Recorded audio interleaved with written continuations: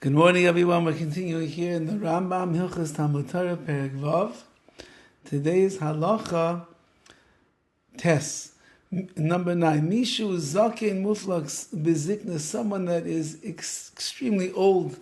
We're talking about over here an elderly person, advanced age. What exactly advanced age would be in our generation probably must be somewhere around 70 years old, even though every 70-year-old looks like they're 50, but still, that in the world of Chazal, that's advanced age.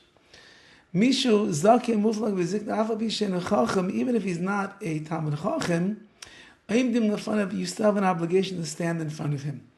When he walks in, you have to stand up. Even if there's a Talmud Chacham that's young, he still has to stand up for an older person. Now, the older people, even though they might not have the Chachma of the Torah, they might not be Talmidei Chachamim, but they have something that's called life experience. They've endured challenges. They've went through Nisyonos tests. They've had ups and downs, successes and failures, and their age itself testifies to their, I guess we'll call it their dedication to continuing to go through life. And here they are at 70 years old plus, and therefore to honor them, to give them respect for a long life of all the trials and tribulations and the tenacity that it takes to get there, so therefore we stand for them. So you're not obligated to stand all the way up for them, and just enough to show them respect. Even a non-Jewish elderly person,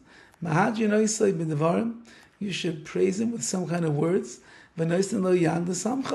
and you give him your hand to help him along. If he needs some help him.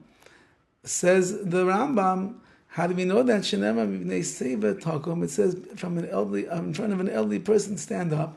That means any elderly person, any person is really means over here white-haired, an old person.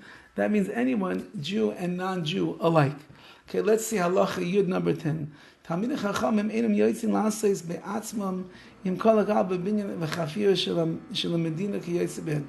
Talmidei Chachamim don't have to go out and start digging and building and taking care of the city and the state like everybody else does.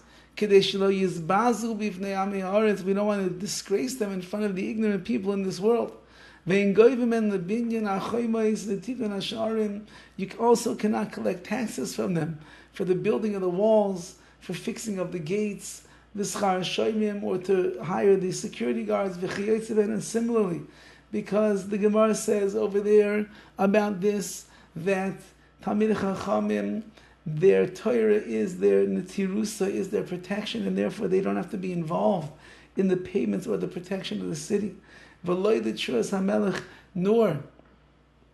are they obligated to dedicate money for a present for the king. They're not involved at all in the worldly matters of the city and the running of that country.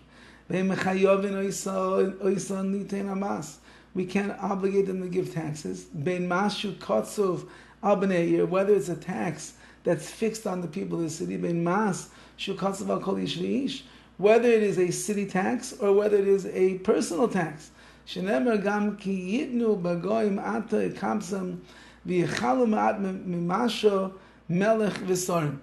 it says in the pasuk over there that the Rambam is quoting, even though they will give among the nations, I will gather them. In a little while they will be released from the burden of the king and his officers, meaning the Talmidei Chachamim, they are going to be released from all of this burden. So too, if a scholar wants to do some business, we allow him to sell his wares first. No one's allowed to sell until the Talmud Chacham sells his wares first. So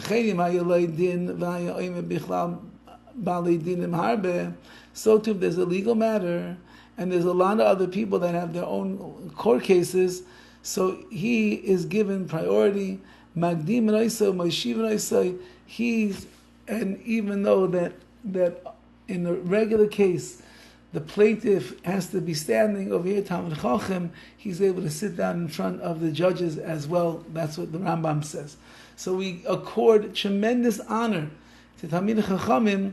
We give them precedence almost in everything in life as a result of the respect that we have for the Torah that they have made such a part of who they are. They're the emissaries of HaKadosh Baruch Hu's Torah.